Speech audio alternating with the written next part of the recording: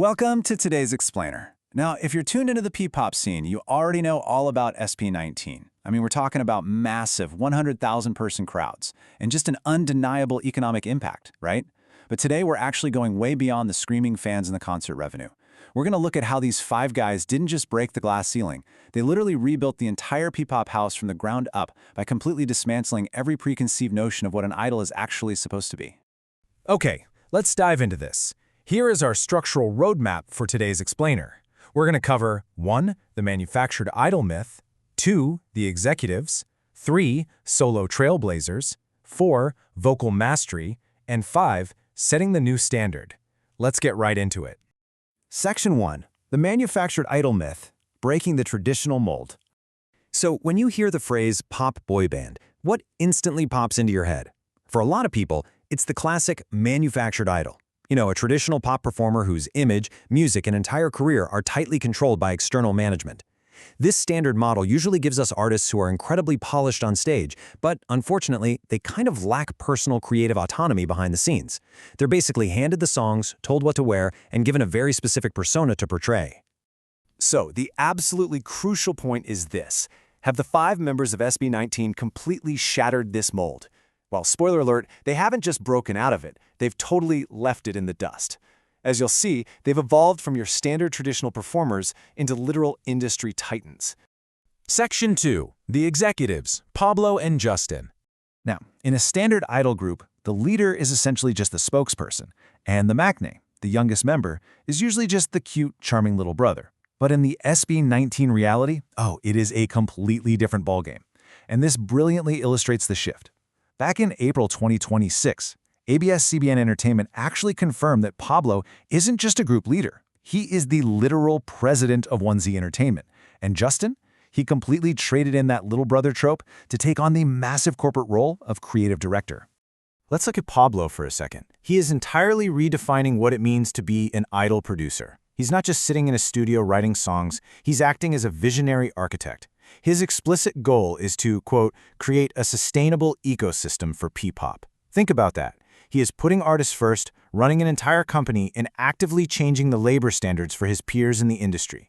It's like he's got the pure heart of an artist, but he's operating with the sharp, strategic brain of a CEO. And honestly, Justin's evolution is just as staggering. He was promoted from maknae to creative director of 1Z Entertainment. He was the actual set designer for the massive Wakast at Samola finale. He directed the highly anticipated debut of the group Exonara. He has literally become the visual storyteller for the entire company, even earning praise from Inquirer Pop for his meticulous eye for detail. It just goes to show that creative genius definitely doesn't have to wait its turn in the traditional corporate hierarchy. Let's move to Section 3 and see how this builds. Solo trailblazers, Josh and Ken. Let's look at how individual edge really doesn't compromise group loyalty. Outside of that perfectly polished idol sphere, Josh and Ken have cultivated these incredibly sharp, distinct solo identities. You've got Josh operating under the solo moniker Josh Cullen, leaning heavy into a gritty hip-hop vibe with tracks like Wild Tonight, which actually caught the attention of Billboard Philippines. And then you have Ken, operating as FELIP, pushing this intense heavy metal rock aesthetic fused with deep Bisaya pride, which landed him a major feature in NME magazine. Josh's whole journey is honestly a genuine masterclass in modern branding. Billboard Philippines pointed out that he's completely redefined the idol entrepreneur and soloist standard. He's out there exploring this raw hip-hop influence side that is rarely, if ever, permitted in polished boy bands. But the crazy part? He manages to balance this super gritty solo identity with absolute total commitment to SB19. And let me tell you, that is an incredibly hard tightrope to walk. Then there's Ken, or FELIP. Usually standard pop groups have a designated visual or main dancer, a trope that demands a very specific, conventional, highly polished look. Well, Ken completely dismantled that. As NME magazine highlighted, he fuses experimental, dark, heavy metal aesthetics right alongside deep regional roots. By bringing unapologetic rock and Bisaya pride to the global stage, he proves that you absolutely do not have to conform to a standard look to be a total icon. Moving right along to Section 4, Vocal Mastery, Stell. Let's talk about the main vocalist trope for a minute. Traditionally, these are the members who are kept strictly behind the microphone, right?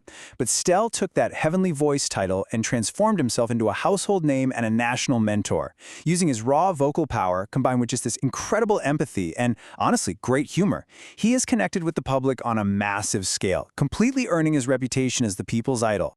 Now, what's really interesting about this slide is that Stell's technical excellence isn't just some claim made by diehard fans. It's verified objectively on national television every single week. As an official coach on GMA Network's The Voice Generations, he proves his technical mastery in real time while mentoring others. Yet, he never loses his heart, which we all saw during that deeply emotional speech at the festival grounds finale. He is a true, undisputed vocal authority. And finally, Section 5, Setting the New Standard, Redefining the Industry. So, what does this all mean? Well, SB19 has basically established the true standard of the P-pop ace through 5 completely distinct pillars. They aren't just idols anymore. They are the CEO and architect in Pablo, the creative director in Justin, the gritty entrepreneur in Josh, the experimental rock star in Ken, and the television mentor in Stell. They have proven, definitively, that the only standard that actually matters is the one they set for themselves. And we really cannot forget that all of this artistic autonomy translates into immense real-world power. This isn't just about getting critical acclaim. This evolution is drawing mind-blowing, record-breaking crowds of 100,000 people. To put that into perspective, that is a massive, tangible economic impact. It's the very foundation upon which they are building the entire Onesie Entertainment empire. Which leaves us with one final exciting question to ponder. What standard will they break next? Because honestly, the evolution of the Mahalima over these past few years has been nothing short of revolutionary for the music industry. I really want to hear from you. Which member's individual evolution has surprised or inspired you the most? Drop your thoughts in the comments, maybe share this explainer with a fellow fan, and definitely keep your eyes on Onesie Entertainment because they are clearly just getting started. Thank you so much for learning with me today, and I'll see you in the next explainer.